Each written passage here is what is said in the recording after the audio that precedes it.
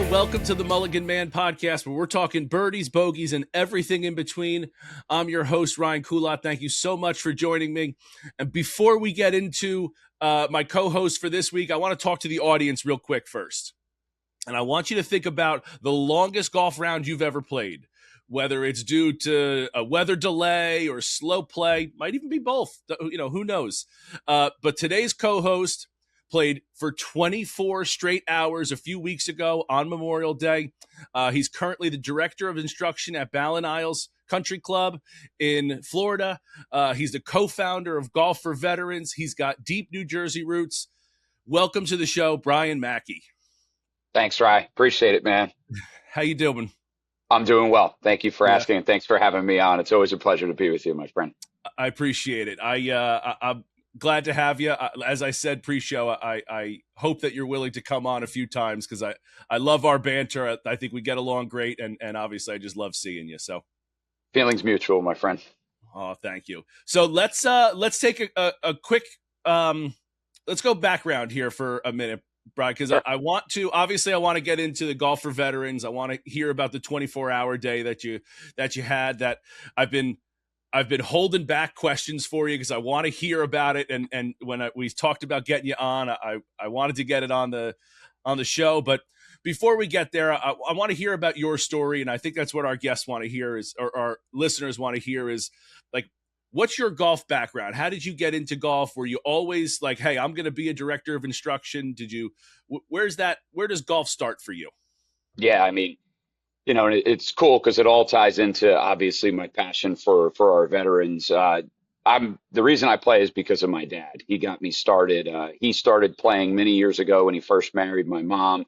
Wasn't a golfer, just loved it. Became a student of the game. So he would go to the driving range with my uncles and my cousins, and I just wanted to be part of the whole thing. I didn't even know what was going on, but I went and I watched them swing, and I said, I think I could do this. So my dad cut down a set of clubs. I was like 9 or 10 years old and just started hitting balls and figured out how to get it in the air. And then that's kind of, it just went from there. You know, I was not really much of a go-getter in terms of wanting to play competitive golf as a kid, but my dad really kind of held my feet to the fire in a very healthy way. He just said, you know, I think you should try this. And I'm very grateful that I did because we've done a lot together, him and I, and you know, I pretty much owe my entire journey in golf to him. So that's how I got going. Yeah, that's it's a story that, you know, everybody's got, right? You just kind of like, hey, I'll spend some time with dad. I like doing it. I think I can do it, and you know, kind of roll from there. So you start playing at 9 or 10. You play in high school. We go to college and play. We try to get on the tour. What's the kind of mid journey like for you there? Yeah, so played a lot of junior golf, had a blast playing high school golf. I went to St. Joe's Montvale. We had a great team, couple really good coaches. We won some stuff and we had a blast. And, you know, their winning ways continue. They have an unbelievable program now. It's so cool to see. But yeah, you know, from high school, played in college at Dominican University there in Rockland, and oddly enough, my old man ends up being my coach my senior year, and we got to go to a national championship together. I qualified as an individual and held my own, so that was fun. And then, you know, really didn't have any playing aspirations after college, believe it or not. I started working. I was working for a general contractor. I was bartending. I was doing a million jobs. It's just kind of always been the nature. I come from a very blue collar family, which I'm very proud of. And I just thought that that's what I was supposed to do, is just go get a job and make money. And my dad just kept pestering me. He was like, just try. And, you know, you'd make up all the excuses. I don't have money. I don't have this. I don't have that. And, you know, you're the one that has to lay with your thoughts, right? Everybody else will kind of coddle you and say, yeah, I get it. And then eventually I was like, you know what, let me go give it a shot. So good friend of mine, Andrew Giuliani, was also kind of pivotal in me turning pro. He's like, let's just go give it a shot, man. What's the worst that can happen? And, you know, I was able to save some shekels and went down and started playing on the mini tours. So learned real quick that even par gets you absolutely nowhere. And, you know, and that led me, once I knew how hard it was actually very intriguing. So I just wanted to keep trying, you know, and, you know, when you say mild success, everybody's success is measured based upon what they think it is. So, you know, I was able to cash some checks. I hung in there. I made some cuts in some events, missed some, finished second, finished third, never won any mini tour events or anything like that. And then, you know, was basically running out of money because it's not really the greatest business model, the mini tour thing. It's not, no. Traveling and, your expenses, you have no idea how much it costs to just, live in Orlando, Florida for 3 months, but it's great life lessons. So I was pretty much broke and went back to Jersey, back to working for a contractor, back to bartending, and started caddying actually I heard it was good money. So I had a golf background. I started caddying at White Beaches. One thing leads to another, and I meet Jim McGovern, who is still the head pro there, and he's doing a great job. And he said, why not go down the club pro route? I didn't know anything about it. I had actually heard a million years ago from a pro that at the local public course that I grew up, that he said, if you ever want to play golf again, don't be a club pro. So that always stuck in my mind. And I'm like, ooh, I don't know if I really want to do this. And originally I turned him down, and I went back down to Florida, and a buddy of mine was like, dude, what are you doing? Why would you ever do that? Like, it's an opportunity to work for a tour player. You get to kind of approach the game from a different perspective, different avenue. And I said, you know what, that's actually a really good point. So I called Jimmy, and luckily, the door was still just a little bit open, and I worked my way back in there, and I had a nice run with him. And that's kind of where the whole club pro thing came from. So to answer your original question, no, it was never, hey, I'm going to be this teaching pro, club pro. But what I will say is it allowed me to be around the game that I love, and that has given me everything that basically formed it's not solely responsible for the relationship between me and my dad, but it's a huge portion of it. And it's led me to being here in Florida and being at BallenIsles, and the game is incredible. So that's how I got into it. And then, we just went from there. And then, believe it or not, I've had more playing opportunities through being a PGA golf professional than I did as a mini tour player. Qualified for my first ever club pro in 2018, and somehow, some way got through, finished 8th at the PPC at Belfair, and played in a major championship in the 2019 PGA Championship. So, it's amazing how you get to where you originally thought you were trying to go, and all the different ways to get there. So I'm grateful for all the people that have helped me and kind of led me in the right direction, even though I might have not thought that that's the path I should have taken. It's amazing how life does that to us, right? You think you have this idea of what it should be, or what you should be doing, or how it should be, and then it throws you a curveball, and then it throws you a sinker, and you swing it both and miss, but you end up digging out, a called third strike, and you get to where you thought you were going, or where you could go to where you have success. And it's really, you're not the only person that's got a story like that. That's like, I didn't think anything about it. So it's really, it's funny how life works, right? 1,000%. I'm a huge believer in everything happens for a reason. You just got to be patient and trust it. No doubt. I am too. I really am. So, so we play, we kind of go through, and you've had some success there, but you said you're director of instruction. Yes. How did you get to be director of instruction, or how did you take that route instead of going like the head pro route? What's the difference there? What was the thought process behind that? Yeah. I mean, full transparency. I mean, I didn't know much about the golf business when I got into it. I just, I've always worked hard. And so I was an assistant when I first got in the business, and assistant golf professionals do a lot. So we were running tournaments, teaching, working outings. And the biggest thing that I really gravitated towards was the teaching and coaching aspect. It just was very rewarding for me. I felt like you could help people enjoy the game more. They had questions. I liked being able to have answers, or working through things with people and trying to come to common ground and find solutions. There's nothing wrong with tournament ops and merchandising and all of that. It just never was really something that was interesting to me. I mean, I loved being a part of the operation and being a team player, but the single role of, being a tournament coordinator or merchandising. And then, yes, I did try multiple times. I went on head pro interviews, never got a nod. I did a small stint as a head pro at a club in Westchester, Hollowbrook. And it was all well and good. And then I landed on my feet at North Jersey, and there was just so much untapped potential in the coaching and teaching area. And I just said, maybe I should just try to really just stay focused on this. It just was, obviously financially it was good for me. It made sense, which at the end of the day, it is a job. And the relationships you form with people. So luckily they were able to kind of agree with me that that was the best avenue for me, was being the director of instruction. And then, you know, junior programs boomed there. We had a really strong veteran presence. We were doing the PGA Hope, and, people were happy with the instruction they were getting. We started getting people from the outside coming in for instruction. And then one thing leads to another, and I get a call from BallenIsles, and here we are. So, again, it's like one of those things. I really didn't have the plan from the start, but the more I observed, the more I learned. It was like, okay, you can do this and be a golf pro. Like, let's do it.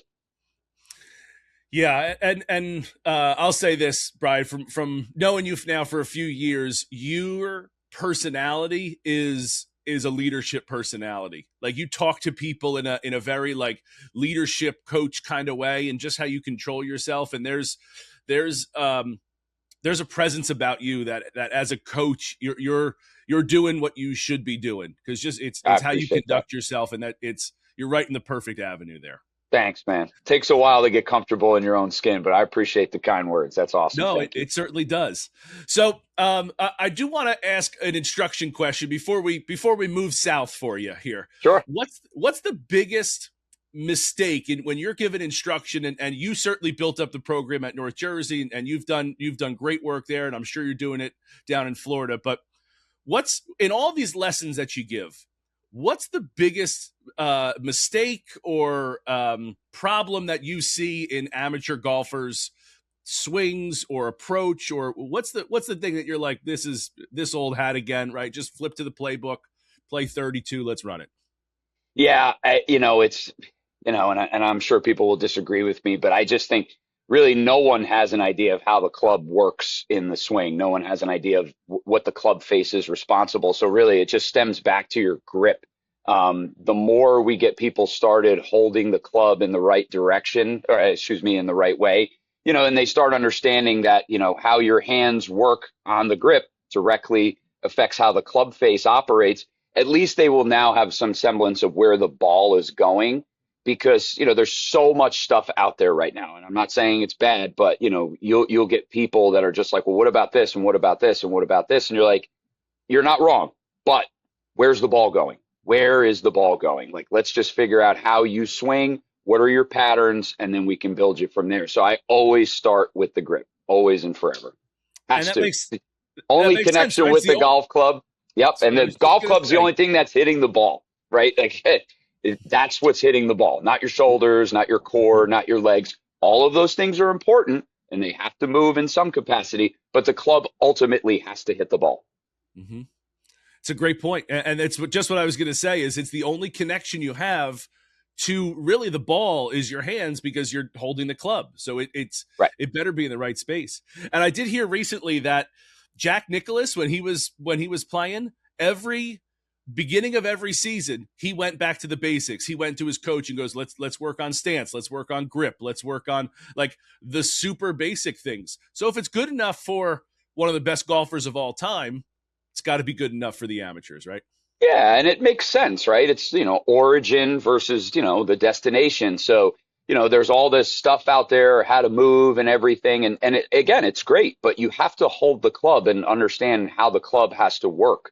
I think one of the most eye-opening experiences for me was playing in the PGA and walking out on that driving range for the first time and thinking, like, what could these guys possibly be doing? Like, okay, we're T-minus 2 days away from playing in a major. What are they working on? And it was just amazing to me that it didn't matter. Everybody had sticks on the ground. Everybody had some type of station set up. And, you look at Scotty Scheffler. He puts a grip trainer on his club. These guys were all working on ball positions, spacing, alignment, and not like working on it, but just paying attention to it. And then however they move the club is how they move the club. We see all of their positions and their wrist angles and all this other stuff.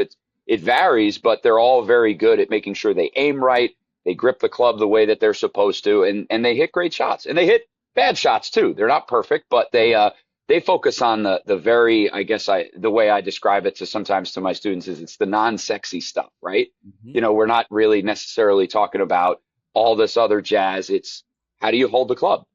How far away from the ball are you? Where is the ball in your stance? Where are you aiming? Oh, I never even thought about that. Those are usually the responses. I even say, like, I know for me personally, aiming has been an issue for me because I think I'm lined up in one direction. Like I go, okay, that's my target, right? I'm aimed at that tree there, and it's Right. gonna fade in. But then like someone puts a stick on the ground or someone puts a stick to my shoulders, and then I step back and I go, I'm aimed nowhere close to that. So like your perception, your eyes might deceive you in that. So learning how your perspective works with your body is also super important for that. Absolutely. And your eyes will always play tricks on you, you know. So it's good when you are practicing. You know, I think a lot of people don't know how to practice. They go to the range before they play. They hit a bunch of balls. They don't really have a target. So they really haven't accomplished anything prior to going out. And then they say, "Oh, I had a great round or a bad round." And it's like, and then you ask them why, they don't have an answer for that. So I think, you know, good compound practice, understanding what you're working on, you know, alignment sticks on the ground, just giving you a visual of where you're aiming. So then at least you can deduce if you're missing right or left that it's could be a myriad of things, but it's probably just simply open or closed club face. Mm-hmm. So at least you got to have somewhere to go to improve. Yeah. I'll say this. I played the other day and I shot 51 on the front. It was awful. And I didn't have an answer why I played so bad. I thought my hips were in rhythm. Well, I went home and had food poisoning. So, you know, it was a little pre That'll do it. Yeah. the body wasn't feeling right. So, I when you were up here, did you get to check out North Jersey, some of the additions they made to the driving range area there? I did not make it over to the property. No, I know that they enhanced the range, which was awesome. That had been something that, you know, was talked about while I was still there. They were doing some work on 18 with the fairway, the contouring of the fairway. I think pretty much all the work on the greens had already been done. But I did not get a chance to physically go back to the property. Spoke to a lot of people. A couple people came to the marathon at Hamilton, which was really nice. But from what I've seen on social media, you know, all of this stuff looks tremendous. It really is just a spectacular piece of property. It really is. You know how much I love it there, but the little things matter, and little things like the secondary logo, how the little golfer guy is holding the flag Yeah. at North Jersey. All of the flags on the driving range have that. Yeah. That's such an awesome little touch that is just we're gonna have this logo that we have is going to be the actual it's really they did a great job over there. So I don't know how much you had to do over there, but kudos to you and Brian and the crew over there. They really turned that practice area around. Yes, it needed it. You know, I think at one point it had some bunkers and this was before I was there. And it became like a maintenance issue, right? And totally understandable. So that's all Brian. That was his idea, was to put those cutouts, and Sergio, who you know, was responsible for constructing all of them and putting them together and put them up. So he did that. Oh, Serge is the man. Yeah, that guy's like a Swiss Army knife. He could do everything. But Brian came up with the concept of having the secondary logo because we were unveiling it that year. So he said, this would be a good idea. And we all thought it was awesome. And obviously now it's just starting to get really noticed that, oh, what a nice, piece of attention to detail. And it is. It's super cool. And it gives that driving range some character. It really does. Sports Solutions Physical Therapy, where performance, recovery, and longevity come together. Founded by Dr. Michael Pomacala, a board-certified physical therapist specializing in orthopedics, sports rehab, and golf performance, Sports Solutions helps athletes and active adults move better, feel stronger, and stay in the game longer. Whether you're dealing with pain, recovering from injury, or looking to improve mobility, strength, power, whatever, Dr. Mike individualizes his approach and bridges the gap between rehab and performance training. Follow Sports Solutions Physical Therapy on Instagram or book your evaluation today to start moving at your highest level.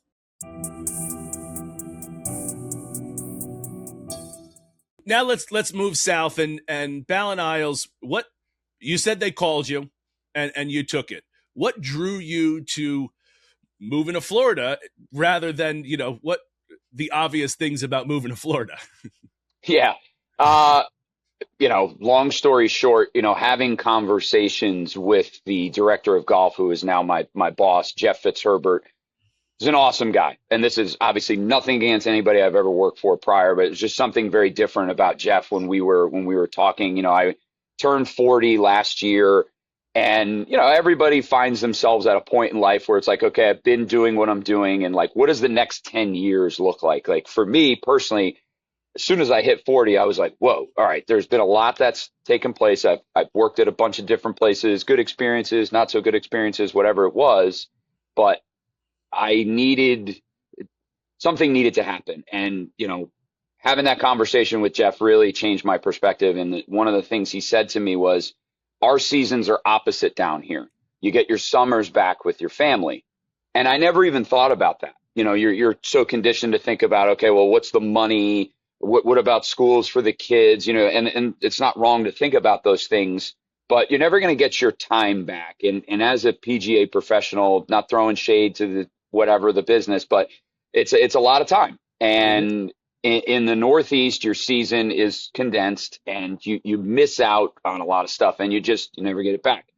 Your kids are born, they get older, you miss stuff based upon your role and whatever, and how good you are at time management, which sometimes I'm not great at. But it was that really hit home, and I was like, oh my God, I'll be working in the winter because the weather's obviously different down here. The kids are in school, and then as soon as things change over, like everybody down here, for us specifically at BallenIsles, pretty much after Mother's Day, you have an exodus. A lot of people go back Northeast, Midwest, wherever they're going, and it slows down. And then my kids are out of school, so we get to do things in beautiful weather and go to beaches and go on vacations, and it's not a big deal. You're not missing out on the meat of your season. So we've had more family dinners together since my family's moved down here this March than we did the past 2 years living up in New Jersey. And that's no one's fault. It's not hey, it's this club's fault. It's just, this was the nature of the business. I felt I had obligations to do X, Y, and Z. And again, you hit 40 and you're like, wow, I'm spending more time with other people than I am my family. And it just wasn't okay with me. So this was a huge opportunity for me to still be in love with golf, work in golf, and be the dad and husband that I want to be. There's not a lot of people that think like that, and more people should. I think the world would be a better place if that was how people thought. Family first. But I'll tell you, that's not something I thought about. When I looked into the club, I know I should say, I think it's got 3 9-holes, 27-hole facility. It's got 54 holes, 3 full golf courses, and they're building a 9-hole par 3. Yeah, it's a massive facility, man. It was so out of my league. But so that's when you look at like how big the property is. Obviously the weather in Florida is more opportunities for teaching.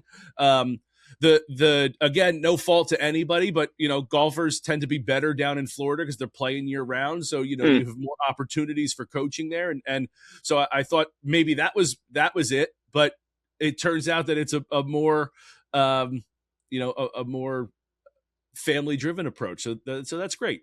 Yeah, it was a super personal decision. I mean, because born and raised in New York, worked in Jersey, met so many great people. Still, I mean, look at the connection with Golf for Veterans. I mean, it's me, Delora, and Bova, and a lot of other guys on the fringe outside that helped kind of get it started. And they're all Jersey guys. I mean, hopefully we can bring that down to Florida, but I will forever be grateful for everything that took place up there because it led me to this. It's just this really gave me my family opportunities that I wanted. So that was the bait right there. Well, hook, line, and sinker. Happy for you. Yeah, thanks, that's brother. Great. Appreciate it. So let's you mentioned it. So let's go into Golf for Veterans. And if I can, I thought a lot about this. I thought about peppering you with questions and things like that. And I think the best way we go is, Brian, I want you to do the heavy lifting of the show right now. I want you to talk about Golf for Veterans. Tell us all about it. Where did it get started? Who's involved? Tell us about this this tremendous organization that you've started and become a part of? Yeah. All right. So we'll start from the beginning. Yeah. Again, I have always been involved with wanting to do something for veterans, whether it's fundraising through a donation table or attending a Memorial Day parade. Obviously, I'm very proud of my father for who he is. He served with the Marine Corps in Vietnam, 1968, 1969, two Purple Hearts due to wounds suffered over there. And, my Jeez. grandfather is a Purple Heart Marine from World War II, and I never served, and that is a cross that I bear. I've always had an issue with that. I always said, Dad, what makes me different than you? How come you were able to do it and I wasn't? And those are super personal conversations that we've had. But he's always been like, you can do different things. You can serve here. It doesn't have to be overseas.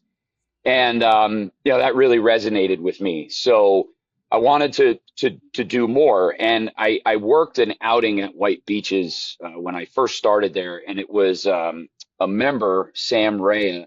They had an organization called Homes Fit for Heroes, and I was blown away by who was there and what they were doing. And I said, "Oh my God, people can really use golf to help the veteran community." So that's what kind of got me going, and then PGA Hope was huge. I got certified. I did my first class. I was so nervous because I had no idea what to expect. And I just think the world of our veterans, and I just wanted to make sure I was providing the best experience, golf instruction, trying not to make it awkward. And it was such a team effort. One of the veterans, and I promise you I will do my best not to get emotional. It's going to happen, but I'll do my best. One of the veterans who I'm super close with now was like, I never wanted to get out of the car. I was sitting there, and she had a, amazing story, and she just kept replaying all this stuff in her mind of why she was there, who she was trying to honor, what golf was meaning to her. And like, here I am on the other side of the fence, just like so nervous that I'm not going to teach them how to chip well enough, and this woman is going through, years of military service and countless lives of people that she's met and crossed paths with, and how this is bringing her. It's just so much bigger than golf, right? Mm-hmm. Yeah. So she comes out, and now we're like, my kids call her Aunt Crystal. She's great friends with my wife, and she's a huge part of this whole thing. And that initial group changed me forever. And it was like, okay, this is the greatest thing. So now we're doing these sessions, couple Vietnam veterans, which made me feel great because that's such a close connection to the generation, obviously, that my father was in and his service. And they just kept thanking me. They just kept saying, thank you, thank you, thank you. You have no idea how much we need this. And I'm like, I'm not doing anything. I'm just doing my job. And you're impacting these people. And you just feel so blessed. So now it just motivates you like, all right, I got to do more. I wish I could do it every freaking day. Every day, nonstop. And I wish I didn't have to collect a paycheck to live, because that's what I would do for the rest of my life. Mm-hmm. And we finish the 6 sessions, and we have this conversation about how to move forward. And I was told that you need to bring in new veterans. You can't have the same people come back. And I was like, whoa, that doesn't sit well with me. It just kind of, the whole thing was like, okay, so this is exactly what happens to veterans after service. They're part of this team. They're part of this unit. They're protecting our freedom, this brotherhood. It's all about the team. And then they come home, zip, nothing, isolation. No one knows how to talk to them. Do you bring it up? Do you not bring it up? Like, ooh, be careful. And they just, so this gave them all of that. And then it was like, okay, 6 weeks is over. See you guys. And there are opportunities. I'm not saying it's like they just were dropped off a cliff, but I wanted to be involved. Yeah. Keep it so going. Luckily, I just was like, how do I built these relationships with these people, and like, we want to keep it going. Like, they're still some of my best friends, and together we can still accomplish a lot of stuff for a huge group. But it all started with this small group. And luckily, North Jersey was on board. The New Jersey Golf Foundation really helped me, in the New Jersey section, but I just kind of did things differently. I'm not going to go into it. I don't want to blow up anybody's spot. But by the end of the the Hope Sessions, that's my son. He saw me crying, so he was concerned. Oh. Okay, Bubba, I love you. um, we had about 40 veterans, right? We just kept inviting everybody back, and we said, hey, come back in this capacity. We'll bring in new veterans. And so then it was, okay, so where do we go from Hope and the general fundraising that we were doing, the 100-hole marathons? It's like, okay, so where's the money going? How do we have a real personal connection? Because you're conversing with the veteran community, and they're like, hey, what about this? And what about this? And you're like, okay, yeah, it's a great idea. So you go out and you raise money. And we were, mainly contributing to the New Jersey Golf Foundation. And they were doing great things with the money. They're giving it to PGA Hope and creating the New Jersey Heroes Tour, which is an opportunity for golf after the Hope Sessions. Mm-hmm. But all of the little things that were being brought up in conversation, we didn't have the ability to take money and allocate it to that. So we said, all right, the only way we're going to be able to do things the way that we want to do it is to have a more personal connection to where the money is going, hence the birth of Golf for Veterans. So we just said, hey, listen, we have a passion. Nick Bova watched one of my marathons, and, I got emotional on the first tee when I was talking about why I was doing it. And he just reached out to me, and he was like, this is like, how do I get involved? I want to be a part of it. And Nick is an amazing man. Mark obviously has a very personal connection with the veteran community and service because, okay, but I know it's okay. It's all right. His brother-in-law was killed in action. So, they have a foundation, Staff Sergeant Joseph D. Augustine Foundation, which they raise money in his name for scholarships and things like that. But Mark also was like, how do I get involved? I want to be involved. And these guys came, calling. I was obviously thrilled that they wanted to do it. And here we are. So I think we have a good team. Golf for Veterans also included a couple other guys. I don't know if they're comfortable with me mentioning their name or not. So I'm just going to, they know who they are, and thank you. They were very supportive and still are. They hook up connections so that we can go on radio shows and Fox News and this, that, and the other thing. And hey, where do you go with this and that? So there's a lot of people responsible for it, and we're very grateful. But that's how this whole thing started, with just us. Go ahead, buddy. I know you want to wait. All right, good. Go sit down. And that's Golf for Veterans. We have a really good relationship with our veteran group. They help us come up with ideas. They support us. They tell us if we're succeeding, if we need to work on something else, like where we need to be paying attention. And it's nice to know exactly where the money is going, and to do the things you want to do with it. So it's the personal connection is why we did it. So I think that's unbelievable. And I'll say this, and I've told it to you. If there's anything that I can do to help or push or anything like that, you always let me know, because I'm a huge supporter of veterans, and I do a little bit of work for the Tunnel to Towers organization. Mm-hmm. And same kind of thing. Like I was, told about it. I knew about it. And I went to my first, to help run their golf outing. And I went there, and the two people who they were building houses for, I had a connection to both of them. My brother wrestled and played football against one of them. And my wife at the time, my now ex-wife, she grew up next door to the other guy. So I was like, okay, this is a sign I'm supposed to be here and be helpful. And it is good to know, like, when you're involved in it, where the money's going, because there's some organizations out there. So Tunnel to Towers is it's like 97 cents of every dollar goes to the support. They have all these things now, right? But it goes out. But there's other organizations that, and I'm not going to name any names, but there's other organizations out there that say they're for veterans or they're for military, and it's, they're flying on private jets and they're making $10 million a year, and a lot of that money goes to their salary and well-being, and not necessarily to the cause that you think it might be. So it is small percentage.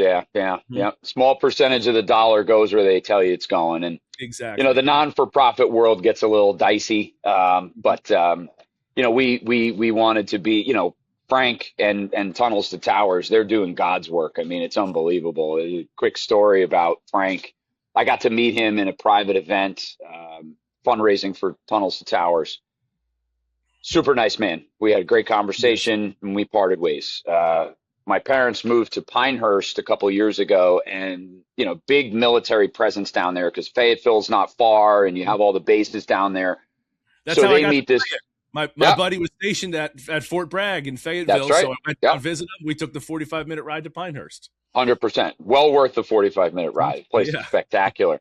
But my parents befriend this couple who were both veterans. The wife, again, I'm not going to mention any names, but she did, I think, I don't want to misquote. It was 2 or 3 tours in Iraq as a pilot, and her husband was right at like 18 or 19 years. So he's going for his 20, and then he was going to retire. And unfortunately, he was wounded really bad on a base Christmas Day a couple of years ago.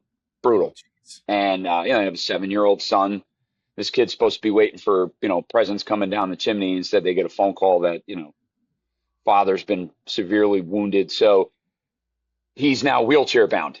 And, it's a lot on her. It's a lot, but, they're obviously grateful to have him back. And, I can't speak for them, but they're just unbelievable people. The veteran community, it's the best of the best. That's just what they are. Doesn't matter their background. They're just incredible people, and they're forging through it, but they needed help in some way, shape, or form. And I luckily had an opportunity to go chat with Frank again one time at another event, and I brought this up. Within 2 seconds, that man was like, we're going to build him a house.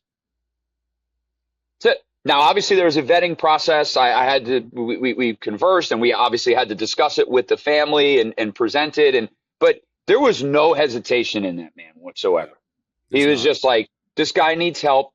The family needs help. This is what we want to do. And I wish there was more people like that. Like, that's what we need, Yes. Obviously, you have to vet things, and you have to make sure people aren't taking advantage. And there are some ugliness, some ugly things that go on out there. But, if veterans need help, like, more people just need to get involved. That's just really what it is. 1,000% agree. And I'll say this, as a high school history teacher, I teach the Vietnam era, and hearing what those veterans went through when they came home, and guys like your father and that generation, they didn't get, we're trying to push veterans now, they to feel more welcome and do these things. In the 60s and 70s, that wasn't the case. And all the help that they needed when they came back that we have now, which might still not be good enough now, but it's better than what they had. They didn't have any resources back then. So it's really a testament to the struggle that some of the older generations have gone through. Again, the Vietnam, the Korean veterans, Korean War veterans have gone through. So yeah, I mean, Korea is dubbed the Forgotten War. I mean, think about what went on over there. Some of the fiercest fighting in history. I mean, brutal. And Vietnam is just, I could talk about this with you for months. I mean, what those people went through when they got home will go down as one of the greatest injustices in this country's history, because it was not their fault. No.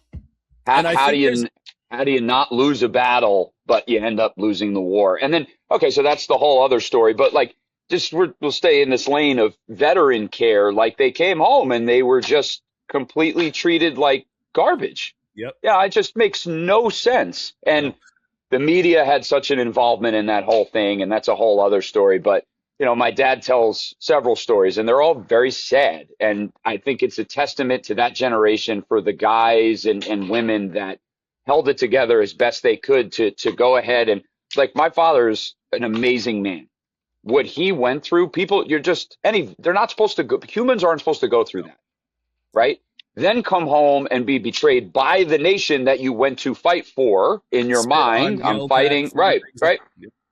All the names, all the, the generalizations about what they did while they were over there, and nobody knew. It was just what the media was telling them. And unless you're in those situations, you have no right to speak of it. You really don't, because when you're forecasting your life based on seconds, not weeks, months, and years, like all of us have the luxury of doing, right? Oh, I got my 401k. These people are forecasting their life based upon, I hope I make it to breakfast. I hope I can live through the night.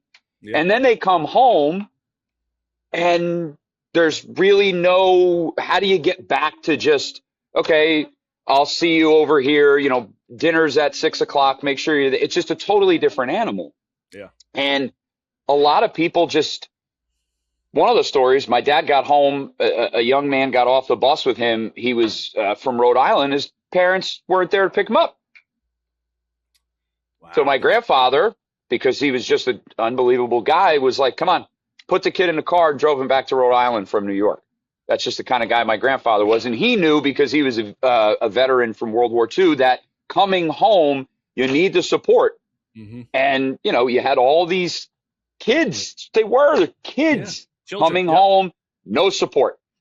My dad went to join the VFW, and, he was told to get out. They don't take losers. Wow. Imagine that. Wow. And those are fellow veterans. Yeah. So again, like, not only is the country not treating them correctly, but even fellow veterans aren't. People who should know better, who they've been through the experience. Yeah. It was just a very, very confusing time. But, and everybody can throw excuses. Oh, or they were confused. Yeah, but somebody had to pay the price for that, and it was our veterans. So everybody could be as confused as they want, but what was said and how those people were treated when they came home, there's no excuse for that. None. Yeah. Like, how do you do that? So it's sad. And the percentage of alcoholism, homelessness, and suicide is higher with the Vietnam generation, that group of veterans, than any other. Yeah. So have you been to the New Jersey Vietnam Veterans Memorial at the Arts Center? Yes. Mm-hmm. So when you go there, there's Vietnam veterans that give you a tour of the whole, the grounds, the museum and everything. And it's a great museum. If nobody's ever gone to it, go check it out. I think it's open from like 11 to 6, just about most days, but New Jersey Vietnam Veterans Memorial, they do a great job there. And the veterans there say that. And when I've gone and I've done the tours, the veterans say that this is their therapy, like being able to talk it out. They had years where they couldn't talk out their things. And it's really a shame that our country couldn't separate you can be against the war, sure, but you don't have to be against the people that are fighting the war. They're there being told what to do. And I don't think that our country separated those two different issues. You can support the people and not the cause, like that. Those are acceptable things to do. You don't have to just broad stroke like anti-Vietnam and everybody that's involved. And I don't think our country did that. No, we still don't. It's just that's why we're doing what we're doing. It's like, okay, how do we support this group coming home, male, female? And it doesn't matter which generation, when you fought, because going back to some of these other organizations, some military organizations or 501c3s, non-for-profits, charities don't recognize service prior to 9/11. It's wild. Yeah. So again, you're talking about a group of people who are being told, they might need aid somehow, or they want to get involved. And it's like, hey, I served in Korea, Vietnam, Desert Storm. Nah, sorry, only 9/11 and post. It's like, wait. So nothing existed prior to 9/11, and not throwing shade to 9/11, but you've had people fighting for this country forever. Yeah. The American Revolution, the Civil War, it dates back forever. And 250 plus years. Not that we're providing any type of care for anyone that fought in the Civil War. You get what I'm saying? But it's like, so the World War II generation, they're passing on. Very few left. It's Korea and Vietnam now. And if somebody needs something, it's a round of golf, or they want to be part of, I'm supposed to say, I don't recognize your service. Doesn't make sense. And it's heartbreaking, because for Golf for Veterans, when we had the opportunity to go on Fox, we got a ton of correspondence, obviously. We got more emails and donations the 15 minutes post the interview than we had for the existence of the foundation prior. It was unbelievable. Wow. And I thought the cool part was, it wasn't about the money raised. It was about the amount of each donation. So you think about it, we were Sunday morning at 7:40. who's up, right? There's a lot of hungover people that aren't getting out of bed that are part of a certain generation, right? Yep. It's older people, Yep. and they're watching the news, and they chose, whether they're on a fixed income or tight on money, they chose to donate $10. They chose to donate $20. They believed in what they saw on that segment, that we were going to do the right thing, and we were all teared up because, that's a big deal to some people, $10, $20. It really is, especially when you have no idea where it's going. And they chose to trust us with that. So we take that personally. And we got a lot of emails from veterans being like, hey, this is awesome. How do we get involved? And hey, do you recognize our generation from service? Because a lot of them don't. You have to be this category, this category, this time frame, this time frame. And, you're sitting there trying to figure out how to answer. And it's just like, absolutely not. Like, everyone has a place with us. Now it's our responsibility to figure out how we're going to grow this and really be able to touch people across the country. We're just getting started here, but, we want to inspire other pros, like, get involved, do something on Memorial Day specifically, but you could do it at any point in time. And that's really where we're going with this whole thing. But, you got to encompass the entire veteran community. You can't just isolate. It makes no sense to me. I mean, obviously, maybe there's a method to the madness. I just refuse to see that perspective. Yeah. I'm in lockstep with you. Hey, Mulligan Man listeners. Before we get back to the episode, I wanted to tell you about a company that I'm genuinely excited to be working with. As a bigger guy, finding golf apparel that fits well, feels comfortable, and performs both on and off the course, all while still looking good, isn't that easy. That's one of the reasons why I've become such a big fan of Malreg. The truth is, I've been wearing Malreg long before becoming a brand ambassador. Their polos have become some of my favorites because of the fit, comfort, and quality. They have the same premium feel you'd expect from many of the big-name golf brands without the premium brand price tag. In fact, when it comes to some of the most important events in my life, like an engagement party, the polos I chose to wear for the photos was Malreg. That's how much I believe in the brand. My fiance has even started wearing their apparel because of how much I loved it. Whether I'm heading to the golf course, recording an episode of the podcast, going out to dinner, or attending an event, there's a good chance that I'm wearing Malreg. That's why I'm excited to represent a company I already believed in before we even partnered together. So if you're looking for a comfortable, high-quality golf apparel that looks great both on and off the course, head over to Malreg and use the promo code Ryan Kulat, all one word. That's RyanKulat at checkout. Now, let's get back to the show.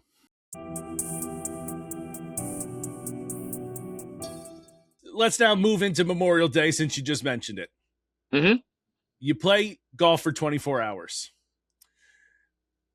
What's the preparation like? What brought this about? I know you've done the 100 holes. Why did we essentially double it? I think you did 200 holes. What was the thought process behind moving into this Memorial Day? So, the endurance-based things on Memorial Day is more of a tribute to what Memorial Day is, right? It's like, I understand that everybody's doing the barbecues and it's good because that's probably what a lot of these veterans want. It's hey, we're fighting for this freedom, but we want to make sure we're understanding what the day actually means. How did we get this awesome day that kicks off summer and all of this? Like, what is the true meaning? So to me, it's all about sacrifice and honoring those. So doing a 100-hole marathon was a great way to, get attention, but also personally to like put yourself in a position where it's like, okay, I'm going to do something all day to make sure people understand we're honoring somebody and or a huge group of people. So the first one was in a golf cart and it was awesome. And yeah, I zipped around and, afterwards I didn't really feel anything physically and it was just kind of over. And I was like, I just feel like I should do more. It needs to be more of a tribute. So the next year I walked it.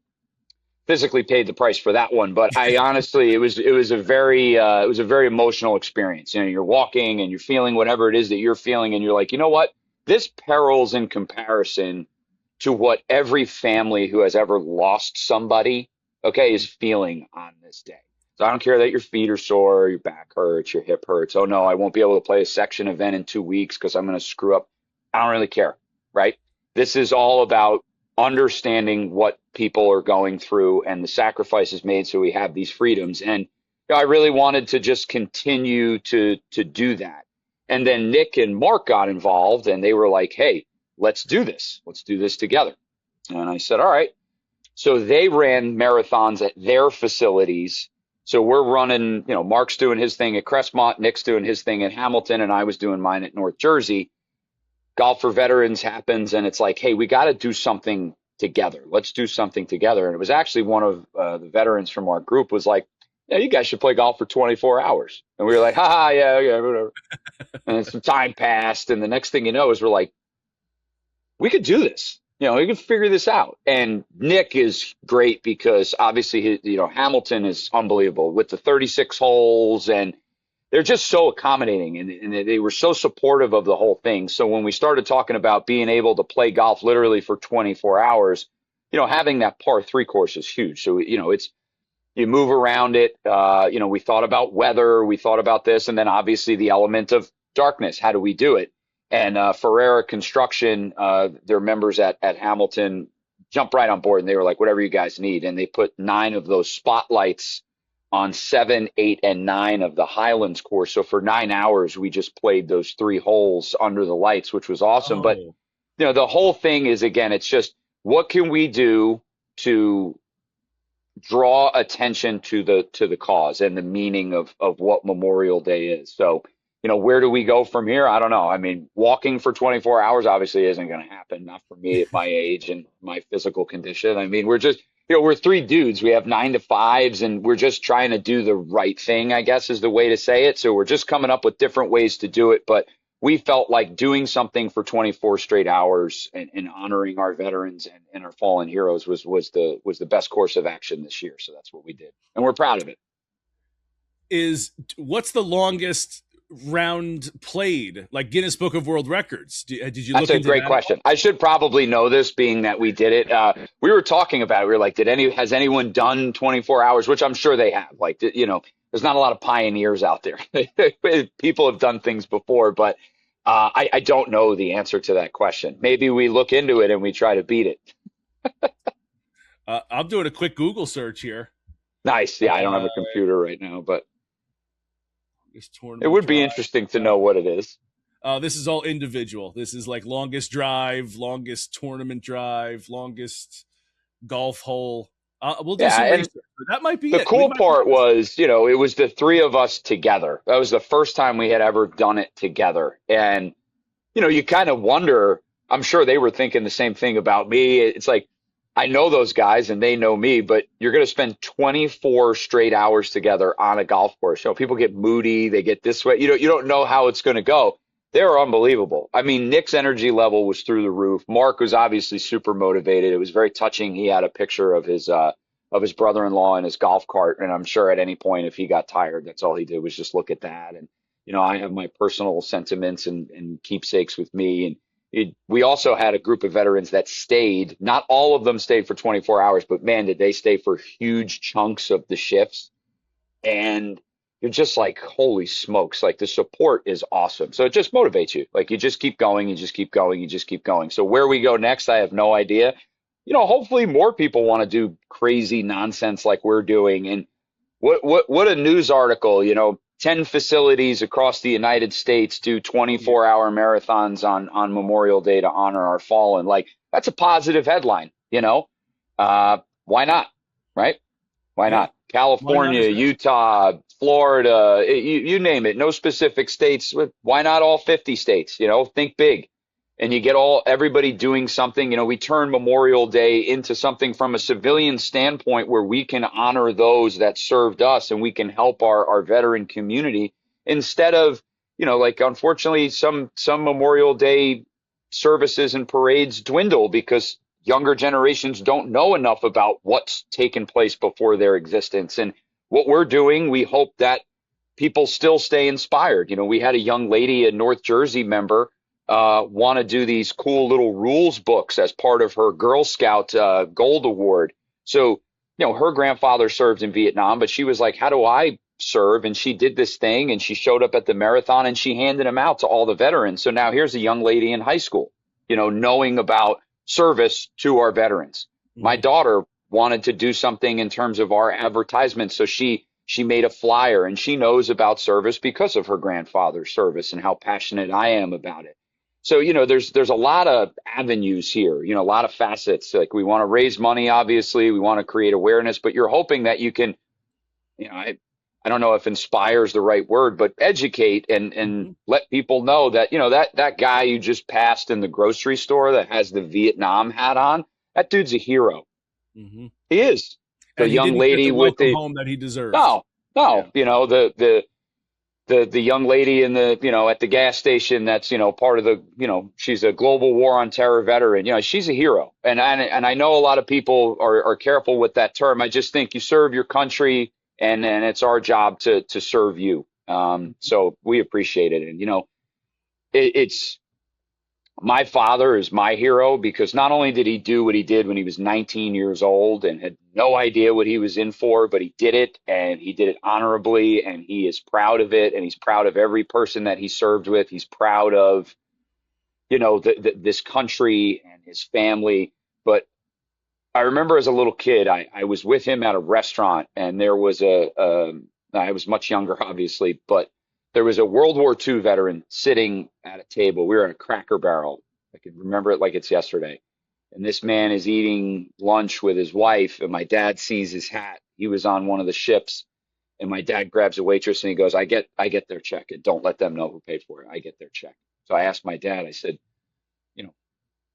what are you doing? We don't, he's not Rockefeller, but he, whatever money he had at the time, he was like, I'm paying for that man and his wife because that guy's a hero. And he went into talking about why, how much respect and admiration he had for that generation, because that was my grandfather's generation. And that's why my dad served, was because of my grandfather. This is my time this is my time to serve. The phone's ringing, and I'm going to answer the call. So I do that now. And I make sure my kids pay attention. We don't have a lot of money. We're comfortable. We're grateful for what we have. If I'm at a restaurant and I see somebody with a Korean hat, a Korean war veteran, Vietnam, Desert Storm, global war on terror, whatever it is, I get the check. Yeah. It's the small things that we can do. And what do you get out of it? You get out of the fact that, that person is having an awesome moment as soon as they find out they don't have to pay their check. Maybe they don't have, maybe taking their family out to dinner is going to strap them. And if we can do something small like that, however you want to look at it, you can come up with a million different storylines. It's just those kind gestures go a long way. Just say thank you in whichever way you can. Certainly. To go, we got a lot of heavy topics today. Let's lighten it for a quick second. 36 hours is the consecutive hours of golf played. And it happened on Long Island just last year. Wow. Yeah. All right. Challenge accepted. I mean, I can't speak for Nick or Mark. I don't want to. I got to run it by my guys. But hey, man, who knows? Yeah. And it was so at 36 hours. Was it one person? 36 hours. Yep. It says held by Long Island native. I'm going to get this name wrong. Kalichi. Not going to attempt the last name. Okay. He played 36 hours, played continuously for 36 hours. He set the record at Huntington Crest Club in New York. Sure. Yeah. Walking the course, swinging through the night with glowing golf balls, enduring the elements. He had a challenge to play 24 hours, and then discovered that a British golfer recently set it at 32 hours in Norway. Playing straight through, but Norway, you got sunlight all day. Like you could play 24. Yeah. That's kind of cheating. I like that you guys did with the lights. You brought the lights out. We brought the elements in. Yeah. So we had elements. We had rain and all sorts of fun stuff. But we did have carts. So this guy walked for 36 hours and played golf. Just the quick AI Google synopsis here without reading, but there's a CBS News, a Fox News, Bro Bible's got an article on it. So AP News. So there's a few different articles here. I'll dig for you. I'll send you some stuff. But Maybe that's the All next right, one. man. You're looking for a challenge. Listen, like I said, challenge accepted. I can't speak for those guys, but let's see what we can come up with. We're going to be looking for new material. So yeah. All right. Well, if that's the case, I got to start dropping some lbs and really working on the That's a fitness, because tough one. yeah, Walking, that is it. I'll tell you, riding for 36 hours would be tough, but Yeah. so let's get a little bit more into the actual day. Like, I think you Sure. played 200 holes. That's what you said. Yeah. So, Yeah. we had no idea what really to expect. Like, how much are we going to get in? We didn't know. About a week out, we started seeing what the weather looked like, and we were like, oof, this could be an issue, because also too, you're trying to be respectful of the facility, obviously, Mhm. right? So heavy rains, they might close the golf course, there's all these things. So once we established that we were going to be able to get through it, Nick was like, if we can each play, if we could get to 350 holes. I don't know where he came up with the math. I'm not much of a math guy. I was focusing on something else when he brought this up, but he was like, I think we can get close to 1,000 holes. And I was like, well, that would be a really cool headline. The three Yeah. of us, obviously 3 balls in play, getting close to 1,000 holes. So we got 600. Obviously the group played 200. Mhm. And then halfway through the day, I can't believe we didn't think about this earlier, but we had a lot going on, was like, it would be sick if we could do 250 holes in honor of the nation's birthday and the whole thing. And Oh we yeah. just, yeah. So I think between the weather, changing out carts, moving slow at some points of the event, and honestly also conversing with a lot of the members and the veterans, we didn't treat it as a sprint to get holes in. We were just kind of like, okay, we're gonna do this, because at first we were so juiced up. I don't know if I'm sure you saw, we posted a fair amount on social media. We come out of the gates. We have a beautiful ceremony to start it. We had a lovely lady come and sing the national anthem. We had a bunch of people there to kick off the ceremony, a lot of veteran support. So we chose to start on the Hickory, which is the par 3. So I pretty much hosel rocket mine into the bunker. Nick obviously just hits the center of the club face, and Mark hit a beautiful shot in there and makes like a 25-footer for birdie. So everybody gets all jacked up. I managed to somehow hook a wedge onto the green on the second hole and make a putt for birdie. So now we're all excited. Mark aces number 3. So, and we had talked about it, I because would say those vibes are guys, high there. oh my God, the energy level was through the roof, right? So, Nick did a really good job of pushing fundraising, amount per birdie, eagle, things like that, because it's at his club. And Mark did the same thing.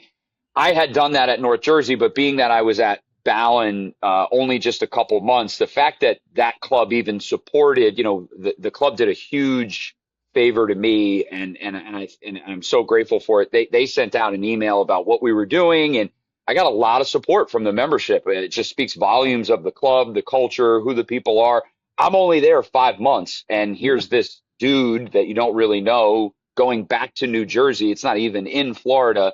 But I think people recognize the cause, and they were all supportive, and I'm very grateful for it. So, but we didn't do anything like per birdie, per eagle. So I was just there, kind of. Obviously I was playing my heart out, but those guys were trying to make birdies and eagles because there was a dollar amount associated with those numbers.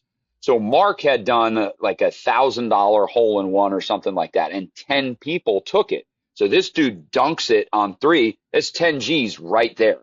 Wow. And we were just like, obviously, I don't know if you saw the video, we're hugging each other. We're Mhm. just Jumping going nuts. around. Yeah. Dude, that's the 3rd hole. So now we are all systems go. We're running, we're hugging, we're jumping, we're swinging hard, we're trying to make birdies all over the place. And we look at our phones and we're like, oh my God, 48 minutes has passed, and we're already exerting this much energy. So we kind of had to start understanding, wait, we got to pace ourselves here, because we were so juiced up. And the funny part was we got to the 12-hour mark, and Nick goes, dude, everything that we just did, we have to do all over again because we have another 12 hours to go. And I'm like, it's a really good way to look at it or a really bad way to look at it. Yeah. So now we're all just like playing mind games with each other. I just kept telling these guys, I was like, guys, the hardest part's behind us. Don't even worry about it. It's just a few more holes. You know, we were just laughing. On the backside. On the back. Yeah. I was like, guys, we're on the home stretch here. And it is just, honestly, it was an awesome experience and an awesome opportunity. I've never been on a golf course to watch the sunset and the sunrise. So it's all of this stuff, like the symbolism behind it is crazy because you think about how many sunsets and sunrises were sacrificed by our veterans who made the ultimate sacrifice. And here you are in this amazing country that we get to wake up every day in and be surrounded by our families and friends. And, you know, you're getting to do these things that somebody else sacrificed for. So it motivates you. And, you know, once we saw that sun come up, it was like, now we're like, and the quality of golf that was played was outstanding. I think Nick made 50 something birdies, and an eagle. I made 3 eagles and 44 birdies or 48 birdies. Mark had an ace and like 40 birdies. Like the fact that we were even able to hit the club face and get the ball going in a direction at one point was astounding. And then at the end, you know, we were kind of, you know, you don't have a script. You're just going with it. So the weather got beautiful, which was awesome because all of these Hamilton members came out and veteran families came out. And, you know, we finished there. And I just said to Mark and Nick, I think it would be great if we could find it to just walk up 18, like as a final tribute. And, you know, we each had a veteran with us. And it was very emotional. There's a lot of symbolism there. At least that's how I thought about it. And a great group behind 18, you know, our families, some members, friends, veterans. And it was awesome. It culminated exactly how it was supposed to. And it was just such a day. And luckily we had the wherewithal to hire somebody to come and take pictures and video because there was going to be no way that we were going to be able to capture the essence of what was going on. So we were happy to pay the money to have somebody there. And, the footage we got was great. So we're looking to put that on our website and build a campaign around that for next year. Yeah. So, but the whole day, I mean, it was just awesome. The banter, the support, and, you know, a lot of the little conversations that, you know, nobody ever talks about. What are you talking to, you know, the veteran? Like I was with Charlie Wilcox for a big chunk of it. And like, you know, we just talked about him, how he's doing and what's going on with him, you know, with Tanker Dave Ryden. Him and I have, you know, I think the world of him. And we just had all these little conversations at 2:30 in the morning on the 7th hole of Hamilton Farm. And, you know, he's just talking about his time in the desert. And you're just like, wow, man. And this is exactly why I'm here. So, yeah, my back hurts and my fingers hurt, but let me just pop some Advil and suck it up and let me go hit a couple shots for Dave. So it was out of body experience, man. It was just one of the coolest things I've ever done. And ever since, and I know Nick has said this a couple times, and I'm sure Mark feels this way. He hasn't said it, and I'm not trying to put words in his mouth, but all of us feel this is probably the most fulfilling stuff we've ever done as golf pros. I mean, playing golf is awesome. Winning golf tournaments is awesome, but that's such an individual thing.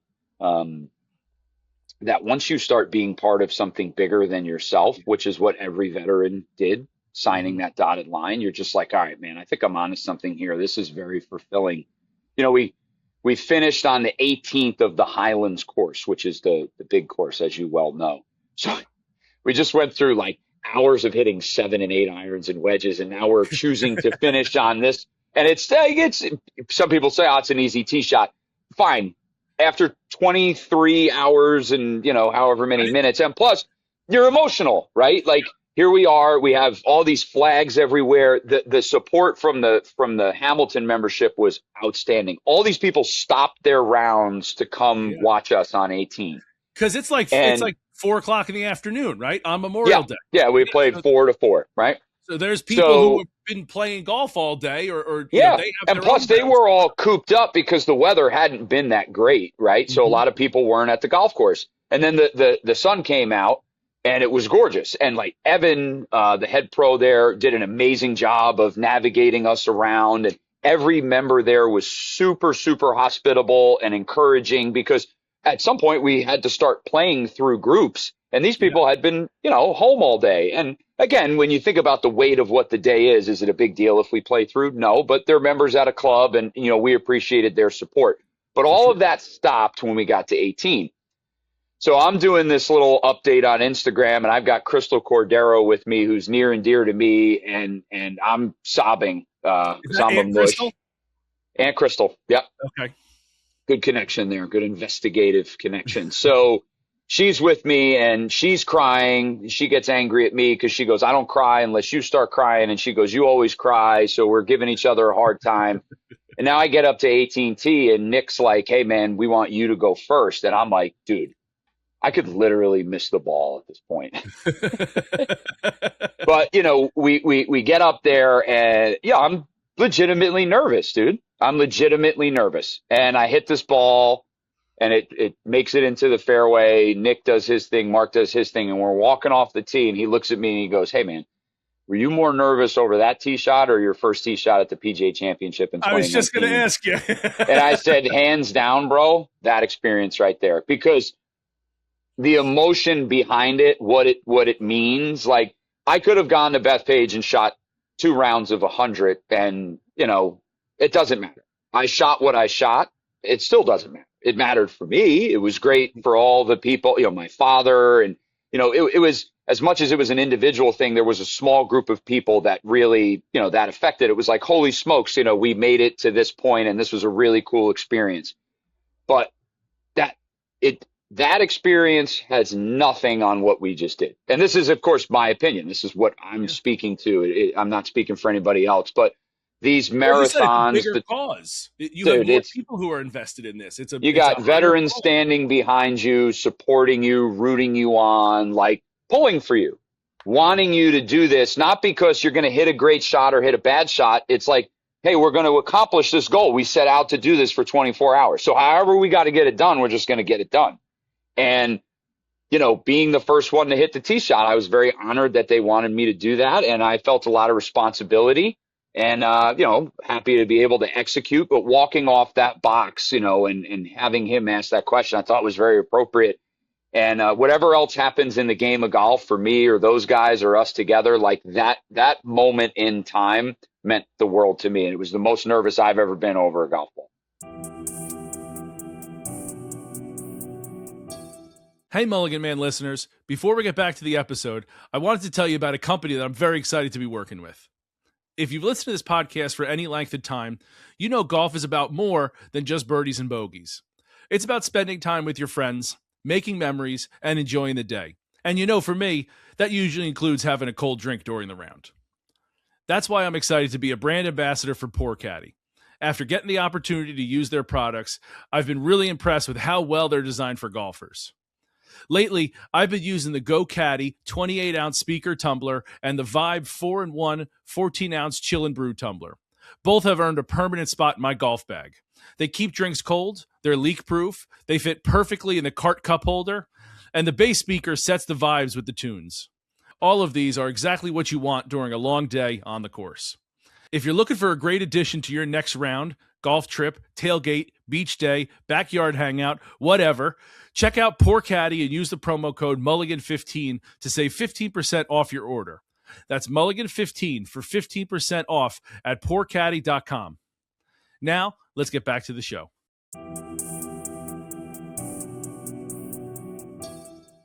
I can envision standing behind you while the three of you and those veterans are walking off the tee on 18.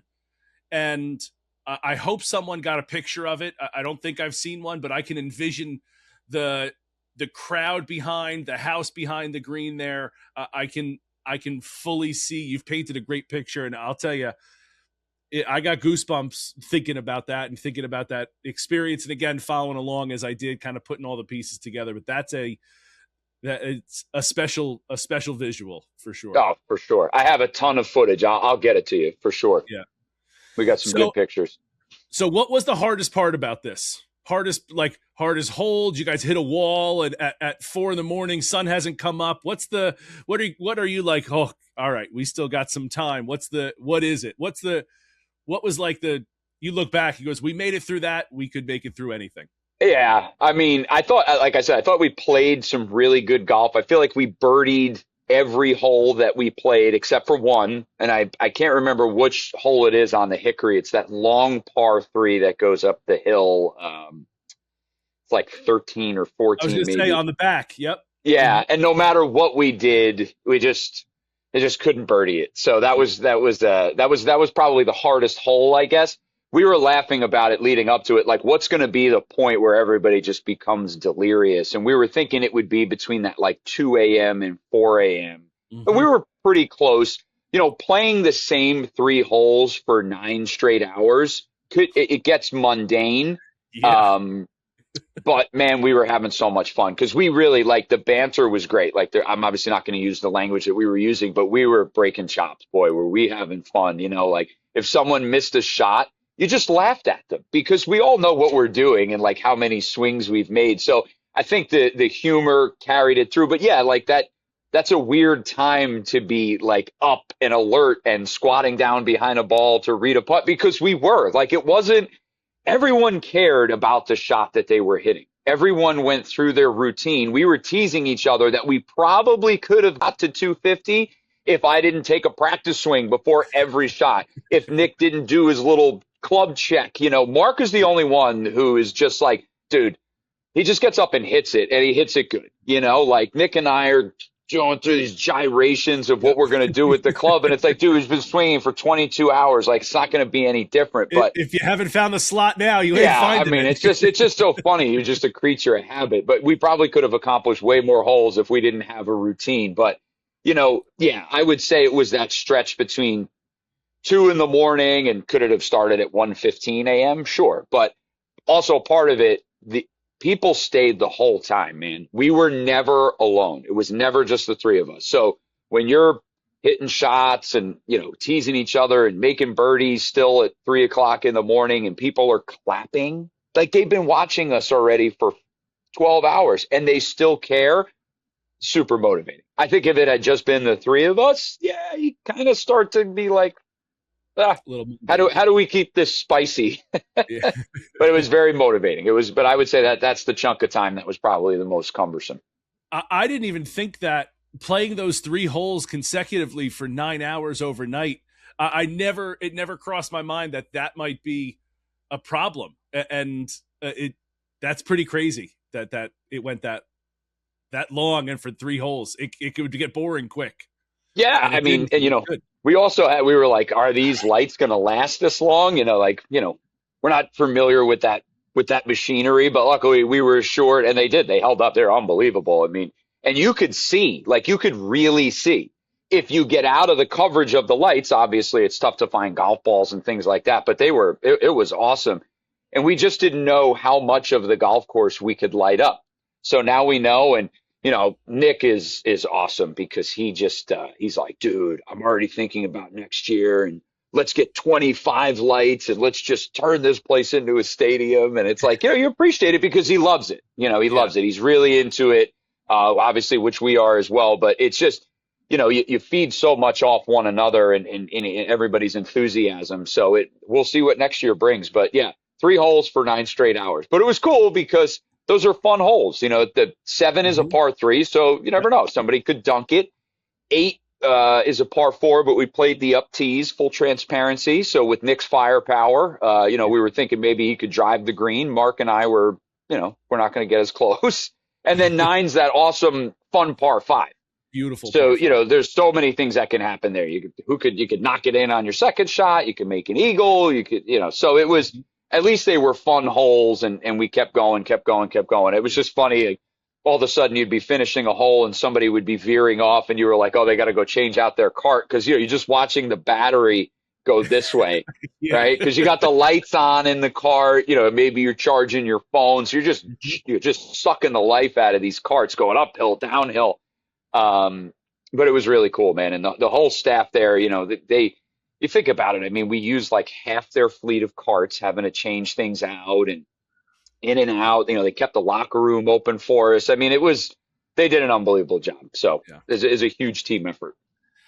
What's the vibes out there seem high? Are we listening to music? Are we having 100%. some drinks? What's the food and Okay. beverage like out there? Yeah. So we were all kind of thinking about like what we were going to need to survive. So a lot of snacking. Mark was probably the most prepared. I mean, this guy's unbelievable. He had pickles, sandwiches, bars.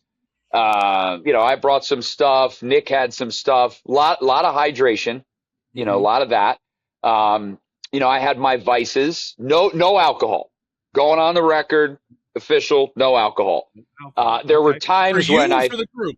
For the group, no one had a drink. There were definitely times I was like, man, I could really use a stiff one right now. But you're like, I don't know how I'm going to react to that. I could get absolutely hammered, and now I'm no good to this group because I haven't really like you're snacking. You're not eating meals, right? So you're tired.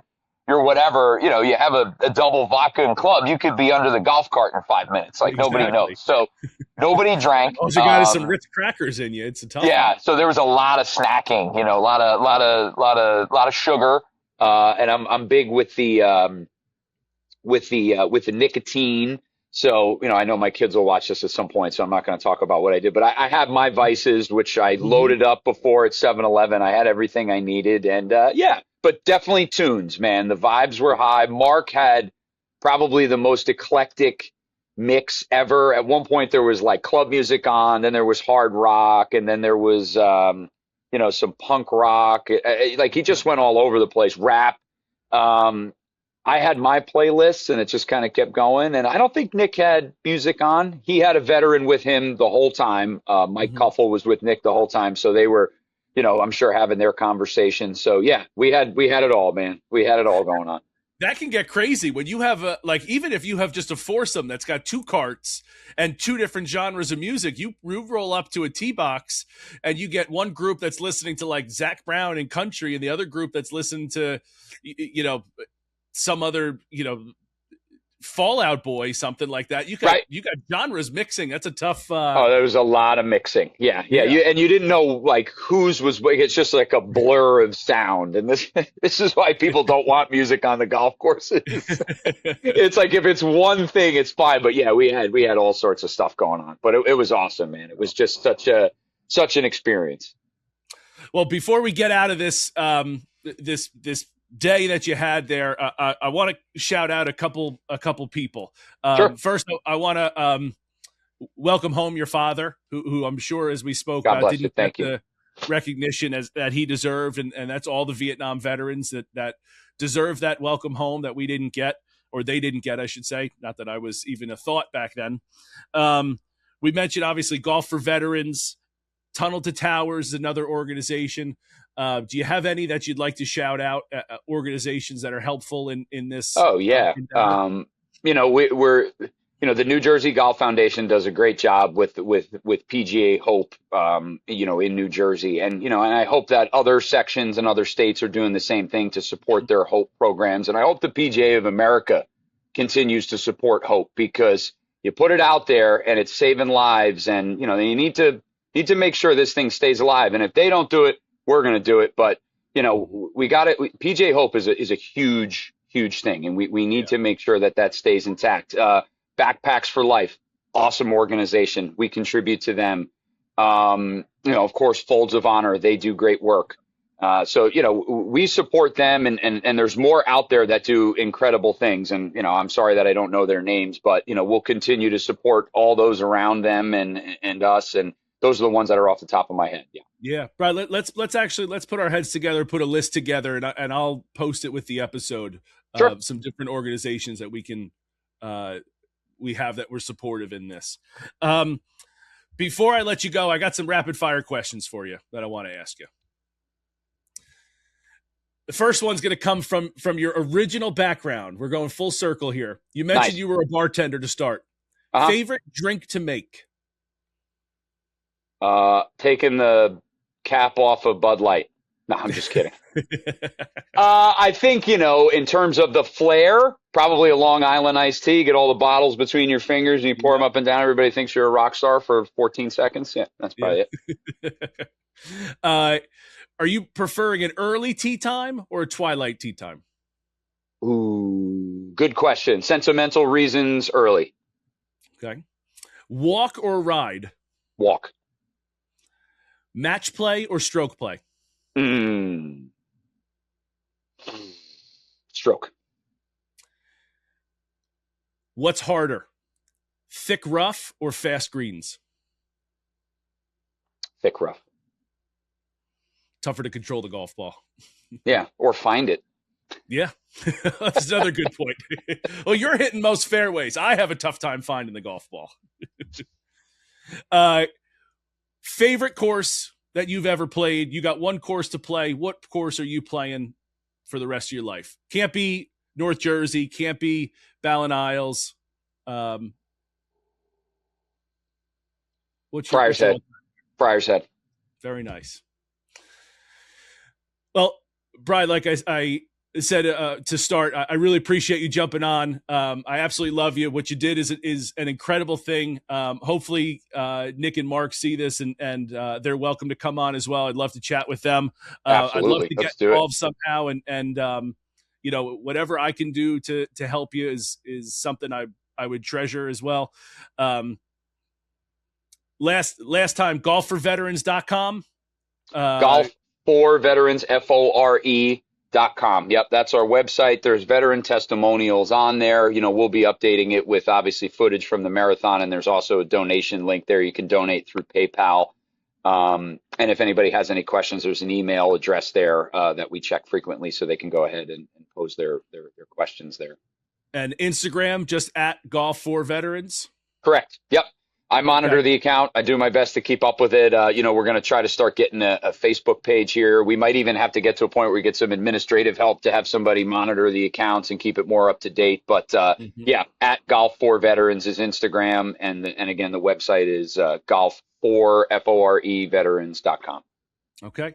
And last thing, shout out to the clubs, BallenIsles Country Club, Hamilton Farm, and Crestmount for allowing you guys to do what you did and having you out at Hamilton. And if I'm missing anybody or any shout outs, I fully not intended to, but I'm sure that you were thankful for all that. And I'm thankful that they allowed you guys to make this happen because it's a great cause. So. Oh, 1,000%. The clubs were unbelievable. The members, and the staff, obviously, because they had to deal with us too. So, we're very grateful for the immediate team and obviously the extended team. And thank you for giving me the opportunity to be on here because, hopefully somebody watches this and the message spreads, and that's all we can keep doing is just, screaming it from the mountaintops, and hopefully more people get involved. So I really appreciate this opportunity, man. Thank you. Yeah, no problem. Always a pleasure to have you on. Anytime you want, you got an open invite. Rock and roll. Thanks, brother. All right, bud. Talk to you soon. All right. Be well. Take care, man. Bye.